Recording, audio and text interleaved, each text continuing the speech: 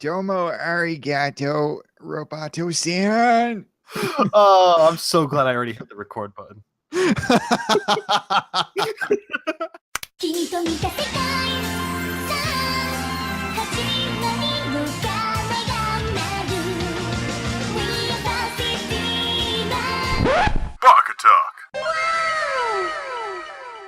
Hello and welcome to Baka Talk. I'm Rob. And I'm Sam.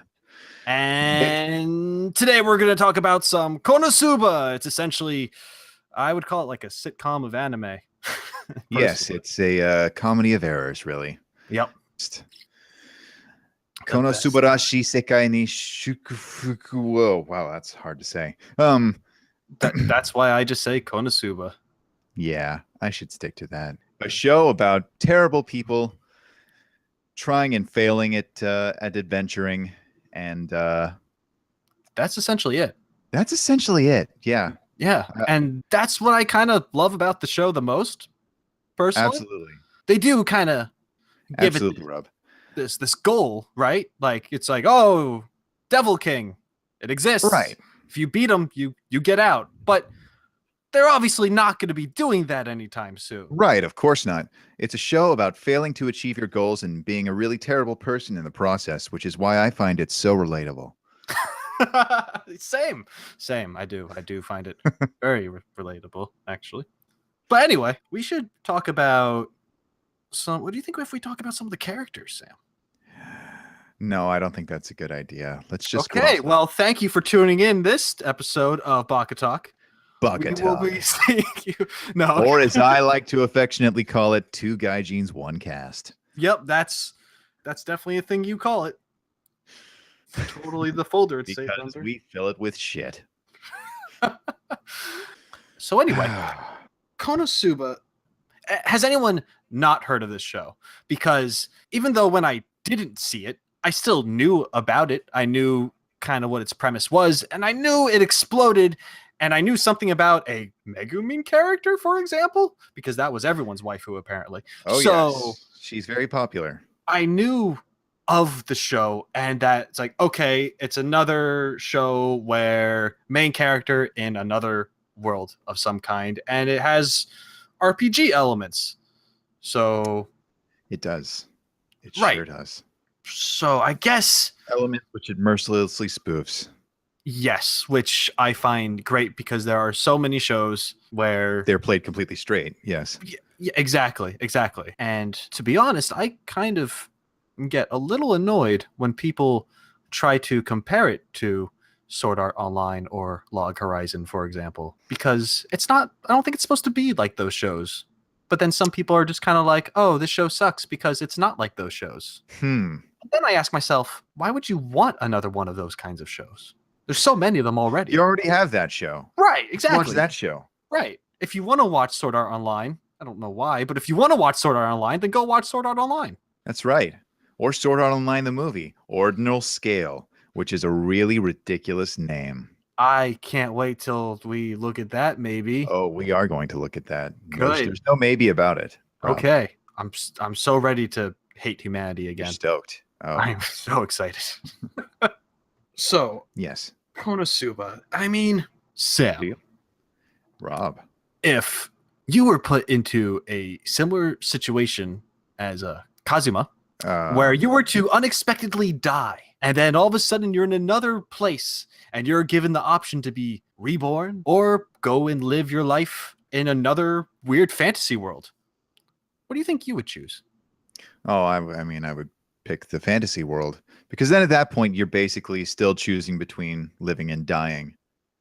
Because as was pointed out, being reborn means that you lose all your memories and essentially all of who you've been.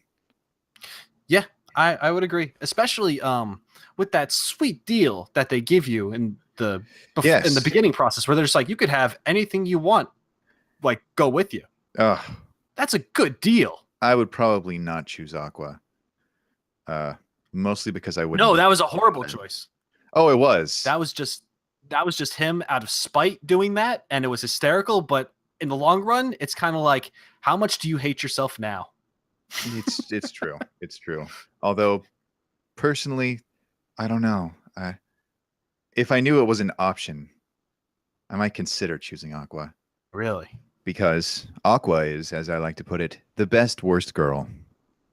The best worst girl. I haven't heard that phrase too often. Is that something you came up with, or is that a thing? I believe that is something that I coined.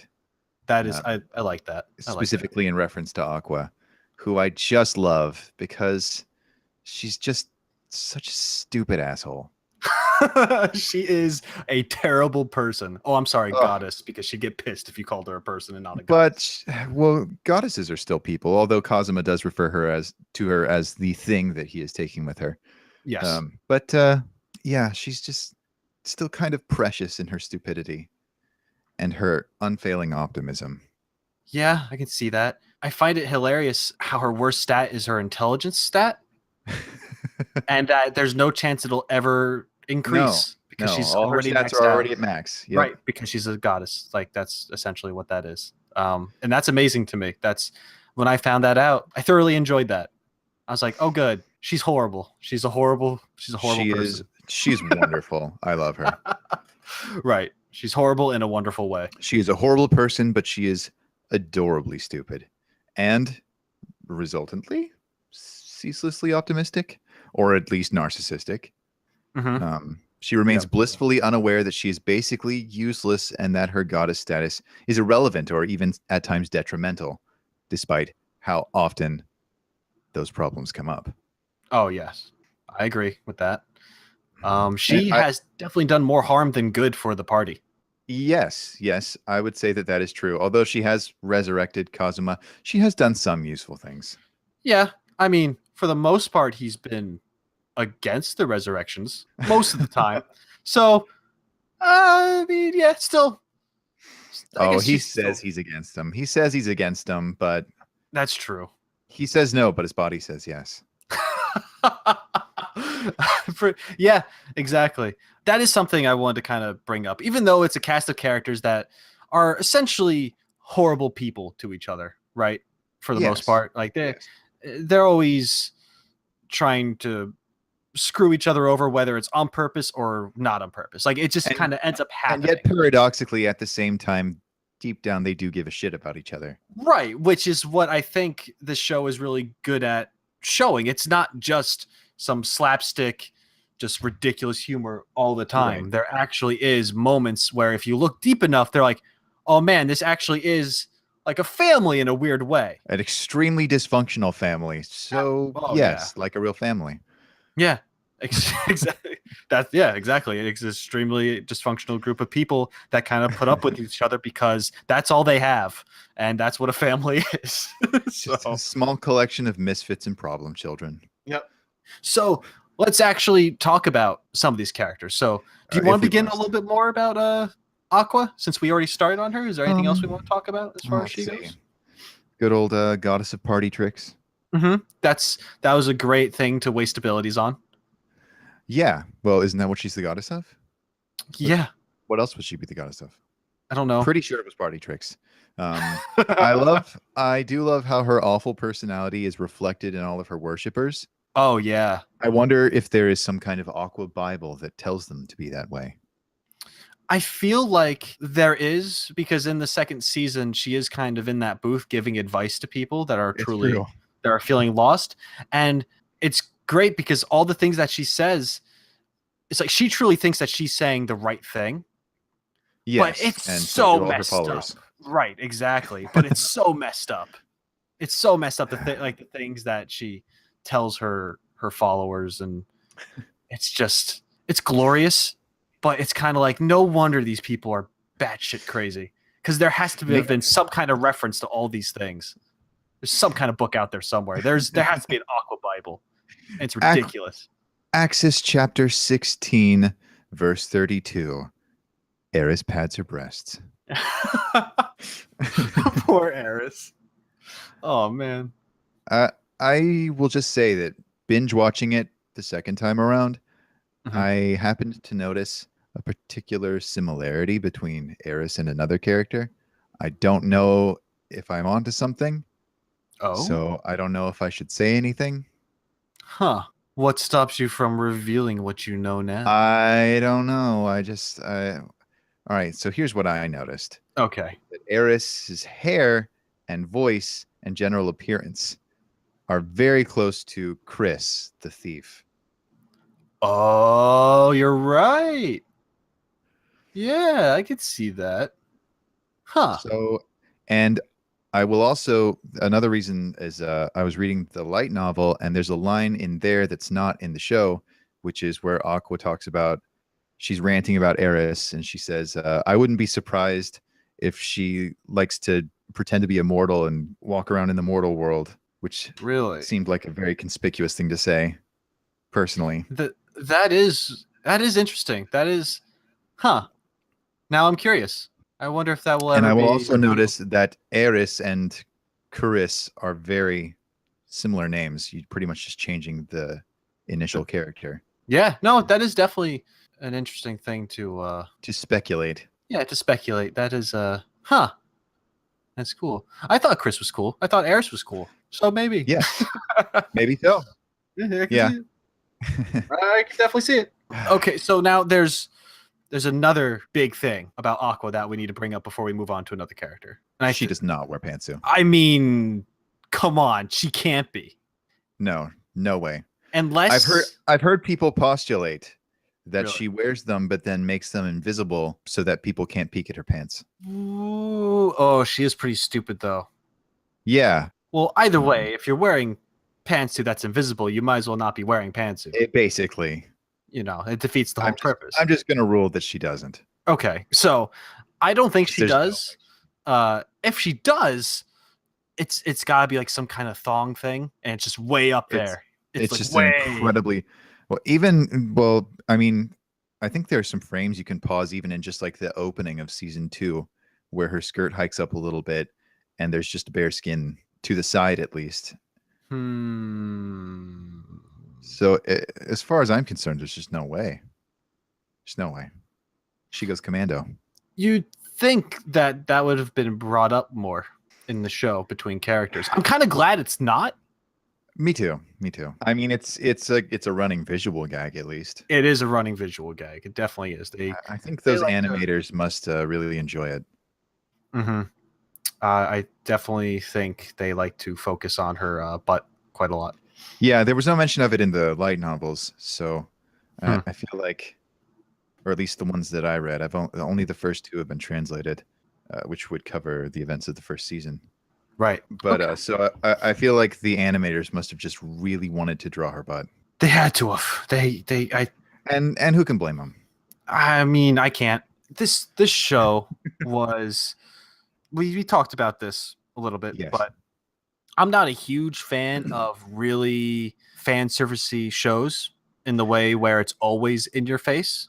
It's not always in your face, but there's definitely a fair share of fan service in this show. Right. Yeah, I definitely feel the same way. I don't think they overkilled. This show could have easily have been a lot worse when it came to fan service. Right. I do think the fan service was relatively high, even if it was just like, you know, It's true. someone's boobs magically jiggling, because that makes sense. Particularly in one episode, which involved succubi Yeah. and naked darkness. I was going to say that episode was really intense. Just the fact that that's a thing in their universe, I was like, oh man. And that too was like a running joke because, I mean, as messed up as it is, like all the men are kind of on like the same page in like a secret way about it. Right. And it's like honor bound. It's like a weird silent like honor to the system, and it's really fucked up if you think about it, but it's really funny at the same time because It they is. all of a sudden care about shit where, you know, it's like, I love this Right. village, I love this town, I can't watch it fall, but they're clutching their tickets. I remember that. Yeah. As far as I remember, that didn't come up in the light novel. I recognize some of the lines, but I don't remember the succubus Oh, so that might have been added. cafe or whatever it is actually coming up. It's either added or or I'm just forgetting. Well, either way, it's kind of a brilliant idea, and I think it's actually it's a useful fan service. Yes. Because it's an actual element in that universe. It's a thing that exists. It's not Yeah, just and like, it's cool. oh, a character that trips every 2 seconds and you see her pantsu, and that's what that is. It's like, no, this is like a thing that exists in this universe. It's a creature that exists in this fantasy world, and it's a business, and all the men are gaga for it because of course they would be. Like, why there's no downside to that. It's not And like there's not anything really untoward happening. It's just a dream. right. I thought that was going to lead to something bad, like him actually like coming close to death itself from it, but it just turned out to be hilarious hijinks, and it was just like, okay. I felt kind of sorry for Darkness. I did too. I actually felt pretty sorry for Darkness, but it was just essentially how that was getting resolved was what I thought was funny. The fact that he was like being so stoic about it. I do love those moments where Kazuma is just such an asshole. Yep, he is definitely that. And that's the great thing about Kazuma for me, is that he like, by comparison, we often think of him as sort of like the straight guy, right? Or even like the responsible one, right? But he's the main protagonist. He would be that character that you kind of put yourself onto, right? Like, project yourself onto. If he didn't have a personality, but he does, right? So, and plus the other three are like just so stupid or out there or obsessed or perverted or delusional or whatever, right? That just by comparison he generally seems to be the most together, right? But in any group of normal people, Kazuma would definitely just be like, you would definitely notice much more how much of an asshole he is. Oh yeah, he'd definitely be really weird, or the outcast, or just like the asshole of the group. Like, he's the guy that everyone's just kind of like, he's the black sheep of like a normal group. Right. And that illusion even carries over to himself. He also considers himself to be the responsible, sane one. Like, he's also a little bit oblivious of his flaws, when really he has shades of all three of the others. Oh, he does. He definitely does. He has his own stubborn obsessions, as much as Megumin does. Yep. Like particularly his continuous vain pursuit of feeling like a real RPG adventurer. Yep. He can be nearly as conceited and apathetic and greedy as Aqua. Oh, yep. He can be. And he is at least as perverted as Darkness. He definitely shows, he has his moments. He keeps it on the inside, but it's there. Oh yeah, definitely. Like, the main difference is that he has a sense of priorities. He doesn't let those things usually get in the way of making pragmatic decisions, especially during a crisis. Yes, he does have some kind of honor to him, a little bit.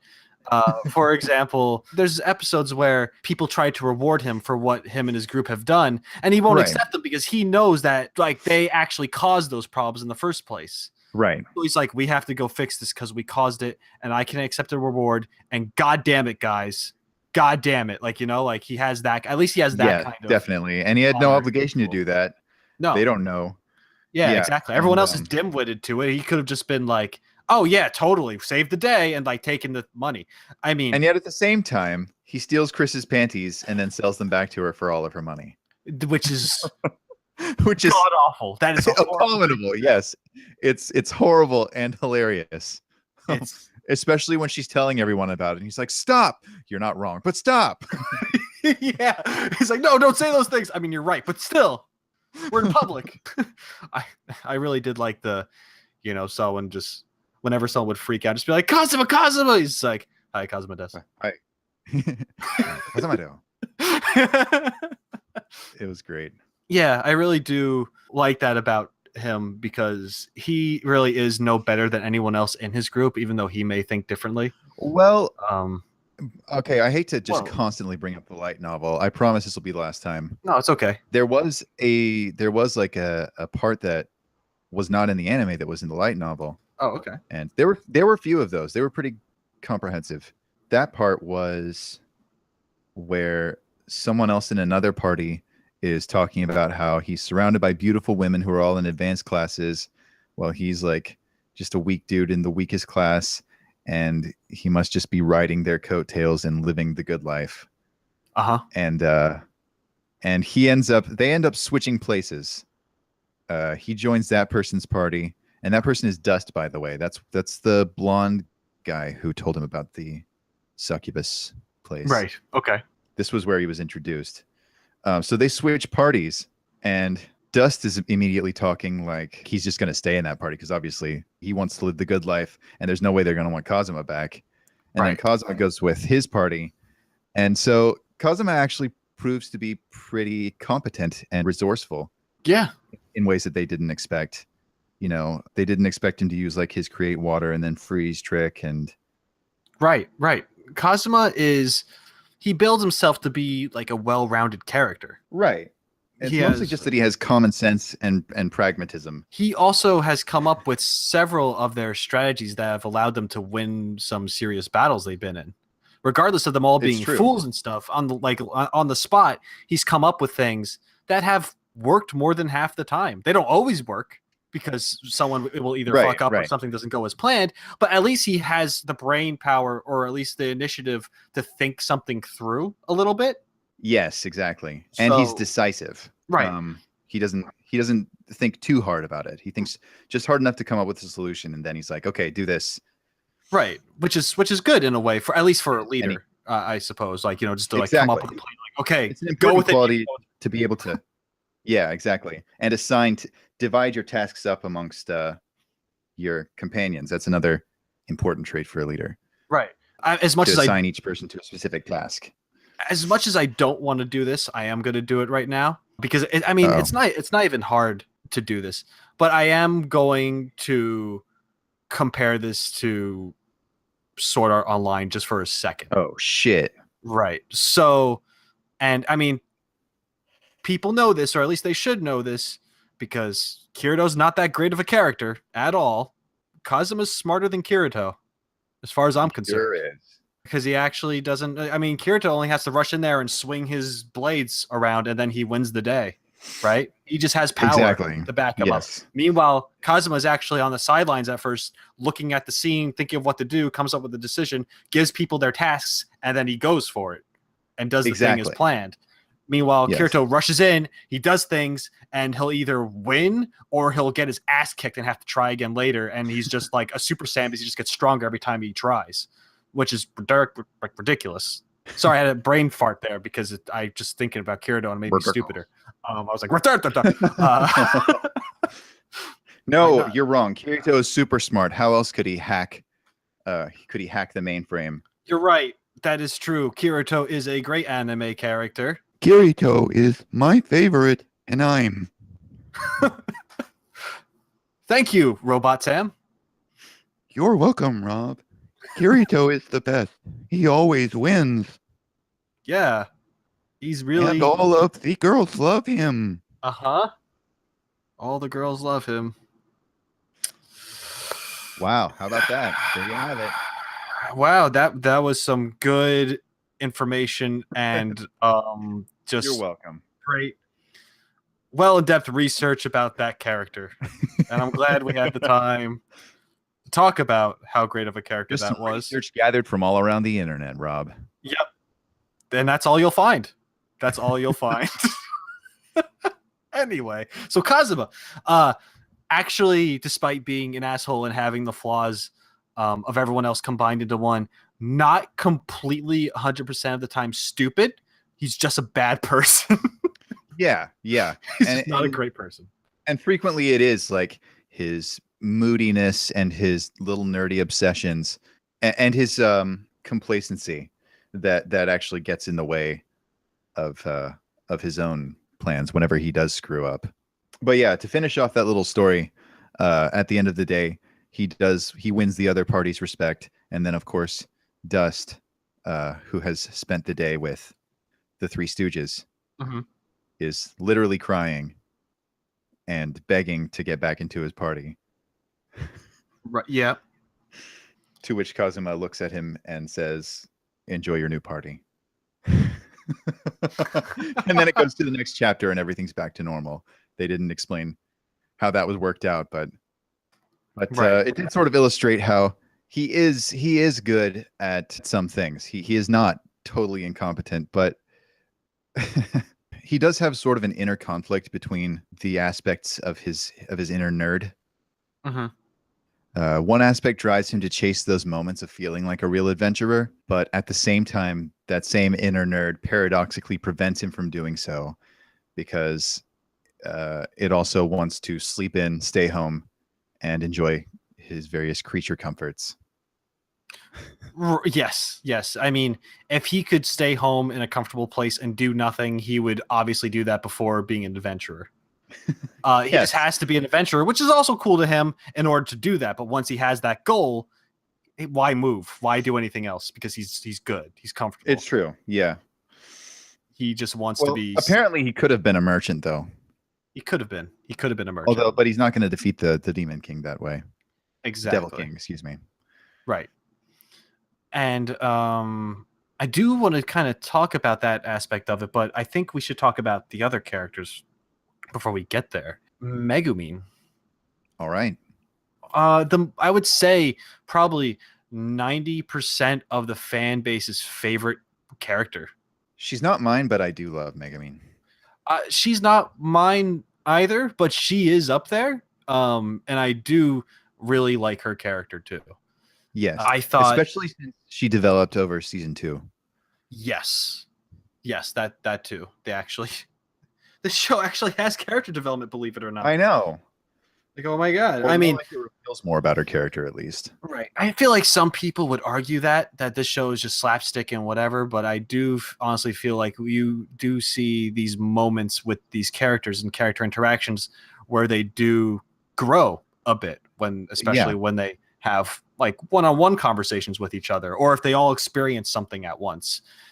It's interesting to see. For example, there is a scene where Kazuma and Megumin are pretty much fighting for the bath, which I thought was hilarious. And neither of them were kind of backing down. And I love the fact that Kazuma was just straight up like just up front with her and just like, what, you think I'm gonna get embarrassed and freak out and like be like no and not do it? Like, which is such a typical anime protagonist thing to do. I loved, because I was like, oh my god, it's like they're writing them to be real people, because no one actually does that. No. If it was going to be a big deal, someone else is just going to be like, oh, sorry, you can use it. But they're both so stubborn that they're going to fight almost to the death for it, or until they can come up with some kind of compromise or whatever. And the compromise ended up being bathing together. Right. Just to prove like that neither of them were going to be worried about it, or whatever that is. Like, I feel like that's a scene that kind of showed a little bit more of who those characters were, because neither of them backed down from that kind of challenge, even though it was like a ridiculous thing. It was a ridiculous concept in general. But and Kazuma does often say that he is an advocate of true gender equality, in his opinion, which is frequently pretty terrible. Yep. his examples that he gives, right, which is hilarious. Right. Didn't he say at one point that he wasn't afraid to punch someone in the face just because they were a girl or something like that, or kick someone? Yes, he did. Something like that. Yeah. Yeah, he's like, if you use violence on me, I'll fight back without hesitation. Yeah. What a champ. Oh, Kazuma. Oh, Kazu trash. Kazu trash. Yeah. Crapsuma. Oh man. So Megumin, what's her deal with the exploding magic, man? So yeah, so she is like, she may be as much of a pervert as Darkness, but it doesn't get called out as much because she gets off to explosions instead of pain. Yeah, absolutely. Yeah, she definitely has some moments, especially early on, where she's pretty much molesting her staff. Yeah. Early on, she was a little bit like Darkness in that she was also kind of like a one gag sort of character. Mm-hmm. It was just constantly the explosions with her. Occasionally, it was other stuff, but there wasn't a lot. And Right. I felt like the introduction of Yunyun and the explanation of Megumin's past, as well as moments like the bath and everything, Mm-hmm. did sort of elaborate more on Megumin's character. Right. She has some shades of Kazuma's sort of pragmatism, Mm-hmm. cowardice, whatever you want to call it, Right. herself, which I think may also contribute to her popularity. I also like the fact that she is a character that essentially does become completely useless after she does her one attack. Right. Like it's an interesting concept that it's like you have a party member that can do one thing and they can only do it once for the most part. And then once they're done, now they're A dead weight. now they're dead weight. Now it's actually a problem because now she's like, if it doesn't solve the problem, if the thing that they're fighting still exists after she's done doing her thing, now they're in even more trouble because now, like you said, they have a dead weight. Right. Unless she is being useful by distracting a giant toad. Yes, that's true. That was a thing, and that was somewhat useful until everything backfired, Which it always does. which it usually does. Yeah, it's pretty great. I think I don't have any problems with Megumin really. No. I do enjoy her moments of deviousness. Or just like she likes to pass the buck a lot. Yes. Whenever she falls under any kind of blame or in any kind of danger, like when the Winter Shogun showed up Mhm. and she just absolutely pretended to be dead. Yep. Yep, that's true. Or when they're like, who do we know who uses explosion magic? And everyone looks at her, and then she turns and looks at a completely different girl. Right. And the girl's like, "No, I don't. I mean, I don't. I Yeah. don't do that." Yeah. Yeah, and she's like, wasn't going to do anything for a while. It gonna took a watch little that. while for her to be like, fine.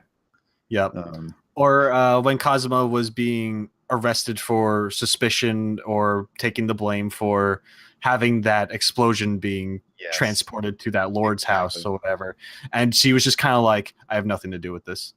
Essentially, I wasn't even there. yeah, I wasn't even there. I don't know what Say you're talking about. I'm pretty sure she said I wasn't present, so I can't. Yeah, and she was. She absolutely was. She was right there. Yeah, She it's was like, great. maybe. Oh no! Here's what she said. She said, "I wasn't present. Maybe if I was there, I could have stopped him." That's what she said. Yeah, that's I'm pretty sure I busted my gut laughing at that because it's such bullshit. And It's then like you later- are a horrible person. And then later during the trial, when Kazuma comes under fire, when they're talking about the explosions during their attempted jailbreak, Mhm. and she just looks down and doesn't say anything Yep. to defend him. Yep. Or blowing up the castle over and over again. Yes. And then Yes. and then after the warning of not to do it, she continues to do it. Yeah. like- And Aqua helps her, of course, It's because like, Aqua's an idiot. yeah, it's like don't do it, otherwise shit's gonna get intense, and I swear to God, I'll actually kill you guys. And then it's like, oh, okay. And then episodes go by, and by the way, she's been doing it the whole time since, hasn't stopped. Yes. Like, what an asshole. Endangered the Yeah, entire village, the entire city. A Crimson Demon has to let off an explosion every day or they'll die. I'm sorry. It's such The- bullshit. I love it. I do love that. I do love the concept of a kid with actual magic powers still feeling the need to be a Chunibyo Yeah. and make up more shit and just have like a useless eye patch and say outlandish things like you Yeah. don't go to the bathroom. Yeah. Crimson Demons don't use the bathroom. Yeah. Well, the anime sub says Crimson Demons. The light novel just called them the Crimson Magic Clan. Oh, okay. So I'm not sure if it's demon or magic. Maybe it was just I feel like magic would make more sense because they're not really demons. it would make more sense. Either way, she doesn't use Either the way. bathroom because it's not part of her. No, of course not. And I like how she insists that even immediately after she uses the bathroom in front Right. of Kazuma. Right. That whole scenario.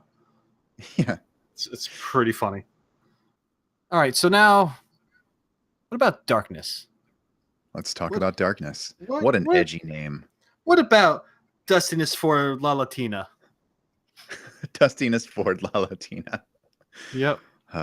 It's so good. Darkness, I'm gonna be honest, I was a little torn with how I felt about darkness. She can be a little tiresomely one note. I was 50-50 on her character in general because of that very thing. You know how I said like the fan serviciness could actually ruin a show? She was Yeah. probably the closest thing that was going to ruin the show for me. And unfortunately, I mean, I do like Darkness, don't get me wrong, I really do, but I'm glad she had other moments and she wasn't entirely about her masochism, but she was for the most part. She was for the most part. And she felt the most linear compared to the other three. Yeah, I would definitely agree with that. She's more one note than the others. Like I said, she and Megumin both started out sort of like with just having the one gag to them Right. for the most part.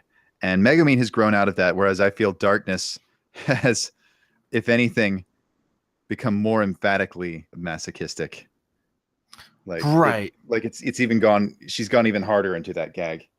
I do feel like it's sort of pulled off the trick where a gag is funny, stops being funny after overuse, then gets funny again from sheer insistent repetition. Yes, that had to have been their strategy with her, because at the second half of season 1, I was kind of a little fed up at that point. I was just like, okay, I get it. You get off to this. Right. And you're going to say you don't, or you're going to be confused by it when it's brought, like, okay, I understand you're that character. I get it. And I was just thinking of like other animes that I've seen. I can't remember any off the top of my head, but I know like there's the classic, like there's animes where there's like a teacher character or something that's all about like that kind of thing, or over sexualized or something like that. Yeah, there's always these other characters that are either over sexualized or they're masochistic or they're sadistic or something like that. Like there's something about them in a really sexual way, and that's all they do. That's all they ever do. And Darkness, I know what you mean, was essentially that, but they do it in a comedic way. And I guess, like you said, it does get funnier again over time. When I started to be okay with it again, actually wasn't until they were in that other city where everyone worships Aqua. I actually thought that was amazing there. I thought the same. I'm pretty sure I lost my mind in a good way when they went to go like sit at a cafe and they're all being nice to Kazuma and Darkness and stuff, and like give Kazuma his drink or whatever he ordered. And then they're like, and this is for you. And it's a bone in a dog bowl. And she's just like, I want to move here. Yes. Like, that was that. I did love that. I thought that was amazing. That she's like so into it in that way. However, it took me a while to, I guess, get used to that. Because, her behavior doesn't really change. The situations around her just make it even more ridiculous. Yes. As they go. And I feel like the soundtrack also does her a favor by giving her gag its own catchy musical leitmotif. Yep, that's true. The music definitely does help. Now, actually, I'm going to bring up the light novel again. Yes. How is that portrayed in the light novel? Is it? Do you find it annoying, or is it like, oh, here's another one of these scenes, or is it the same? Is it different? Is Darkness still the same kind of character in the light novel? Darkness is absolutely still the same kind of character. She's a pervert. Okay. It didn't really get on my nerves, but then again, the two that I've read only covered the first season. Okay, that's right. So I don't know, but I do feel like she was maybe, in text form, it's all in first person from Kazuma's perspective. So he's just like, oh, he's describing the scene. He's like, oh, and of course, Darkness is enjoying that. Oh, okay. But it doesn't spend as much time on it as maybe the anime does sometimes. So right. It doesn't seem as drawn out. Okay, so I think that's where the anime kind of gets hung up a little bit, because if it wasn't focused on as much, I wouldn't be annoyed by it. If I just knew that this is how that character acts and you see it happening in the background, it's almost funnier to me when you don't focus on it as much, but it's happening, like it's there.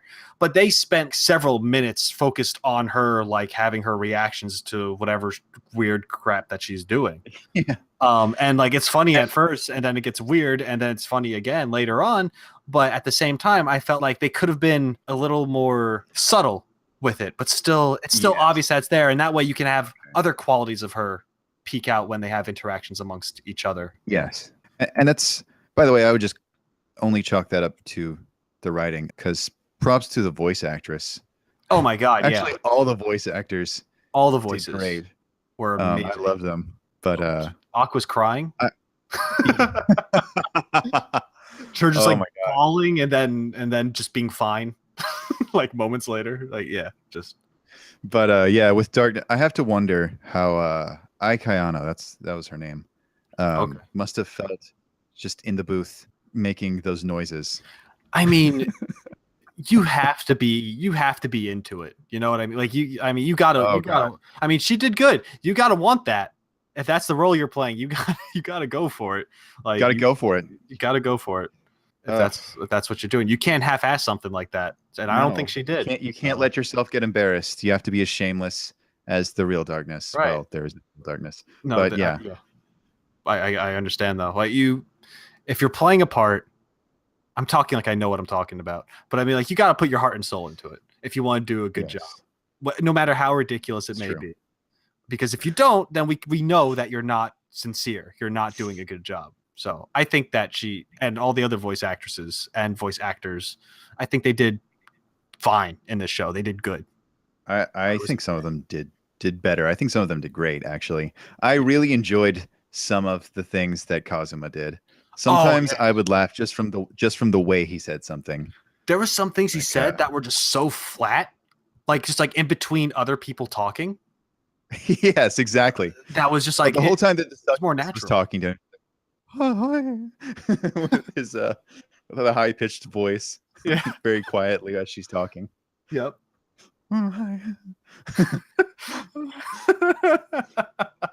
Yeah. Or when in I think just the second episode when Aqua was eating and talking and he's just like, swallow your food. Yeah. They all had great moments as far as that goes.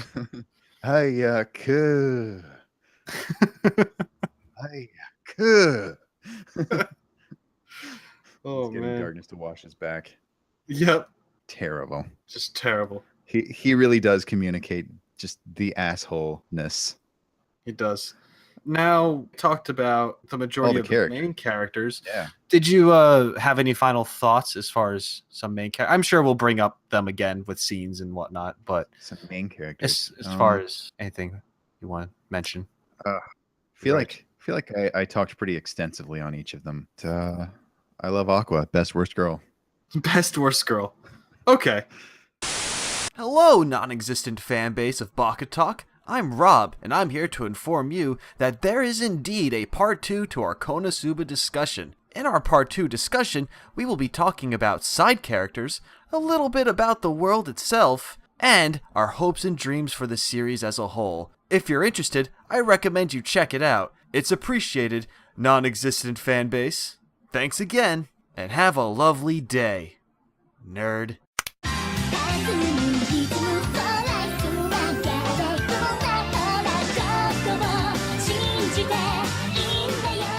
Baka Talk.